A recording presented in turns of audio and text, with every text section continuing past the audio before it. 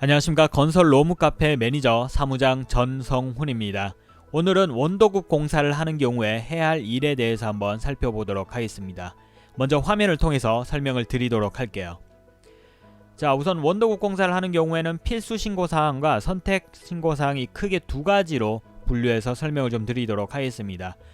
원도급 공사하는 경우에 가장 먼저 해야 될 신고 업무는 원도급 1억 원 이상 공사 시 키스콘 신고를 해줘야 된다는 겁니다.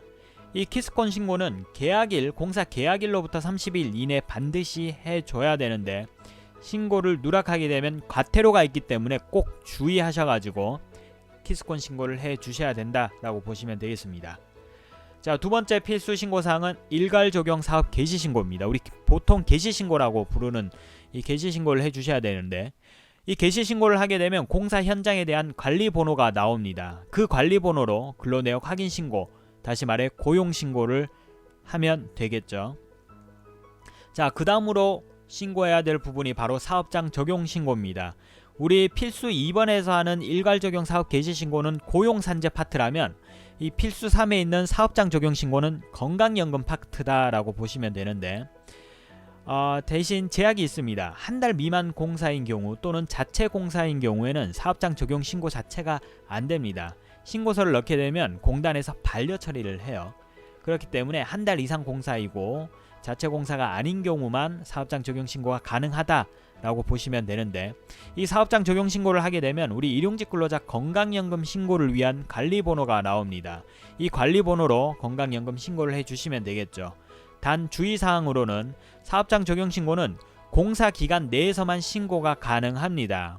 위에 있는 일괄 적용 사업 개시 신고는 공사가 끝난 현장에 대해서도 개시 신고를 하게 되면 공단에서 다 받아주고 처리를 해줘요. 하지만 이 필수 3번에 있는 사업장 적용 신고는 공사 기간 내에서만 신고가 가능하고 공사 기간 지난 이후에 우리가 신고서를 넣게 되면 공단에서 받아주지 않기 때문에 꼭 주의를 해 주셔야 됩니다.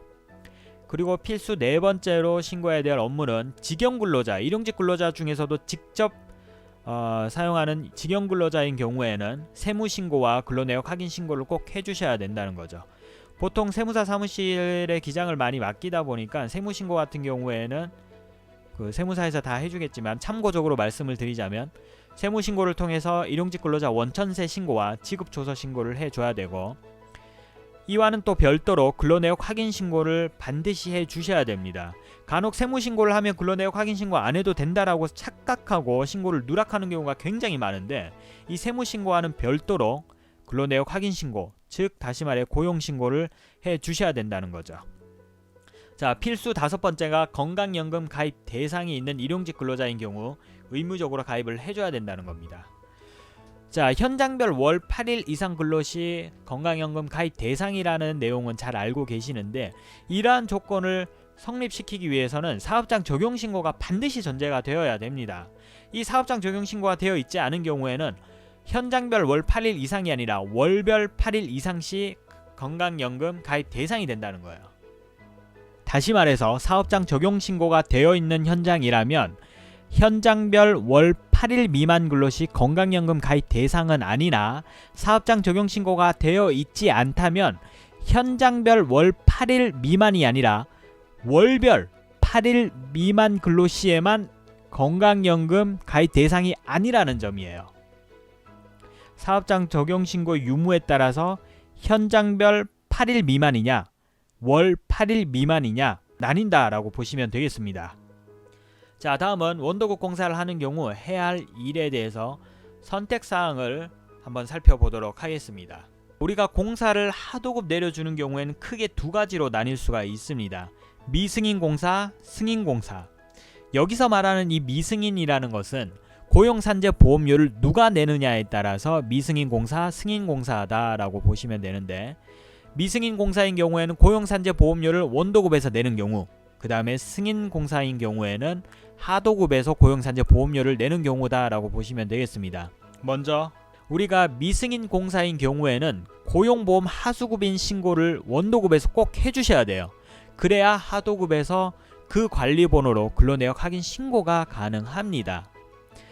자, 그런데 우리가 하도급에다가 고용산재 보험료까지 내려주는 경우, 즉 승인 공사를 주는 경우에는 원도급에서 하수급인 사업주 승인 신청 신고를 해 주셔야 된다는 거예요. 여기서 중요한 점은 우리가 승인 내려준 하도급 공사인 경우에는 공사 계약하는 당시에 보통 보험료 납부 인수 계약서를 같이 작성하시는데, 반대로 보험료 납부 인수 계약서를 썼다라는 것은 승인 공사다라고 보시면 되는데, 이때는 착공일로부터 30일 이내로 하수급인 사업주 승인 신청을 반드시 해주셔야 돼요.